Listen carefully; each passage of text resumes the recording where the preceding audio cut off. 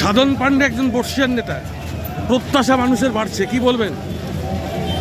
সাধনদা এখানে 9বারের এমএলএ ছিলেন, নবমবার সম্পূর্ণ করতে পারেনি, তার গিয়ে তার আবশ্যিক প্রয়াণ হয়। হ্যাঁ, তো স্বভাবতই এই মানুষের সাথে তার নিবিড় সম্পর্ক ছিল।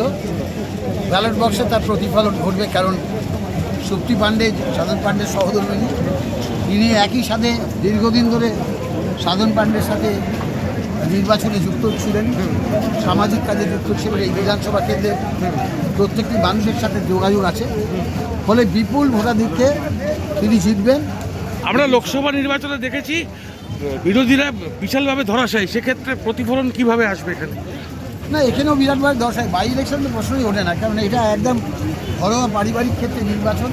দীর্ঘদিন ধরে সাধনদা এই বিধানসভা কেন্দ্রের বিধায়ক ছিলেন, সর্বতই তার অসম্ভব একটি প্রভাব ছিল, বারবার নির্বাচিত হয়েছেন। সেটা এই ব্যালট বক্সে মানুষ তার প্রতি, তাদের প্রত্যেকটি মানুষের ভোট এই মানিকতলা বিধানসভা কেন্দ্রে সাধন পান্ডের পরলোকগত আত্মার প্রতি শ্রদ্ধা জানায়। অতীন্দ্রা গণতন্ত্র রক্ষার্থে পশ্চিমবঙ্গবাসীর ক্ষেত্রে কি বার্তা দেবেন? দেখুন, পশ্চিমবঙ্গে গণতান্ত্রিক ব্যবস্থা তো সুরক্ষিত। বিরোধীরা নানা রকমভাবে গণতান্ত্রিক ব্যবস্থাকে বিপর্যস্ত করতে চাইছে। মানুষ বারবার ভোট দিয়ে প্রমাণ করছে যে মমতা ব্যানার্জির নেতৃত্বে পশ্চিমবঙ্গে গণতান্ত্রিক সামাজিক সুরক্ষা মানুষের কাছে নিশ্চিত। সেই কারণে মানুষ বারবার ভোট দিয়ে তাকে।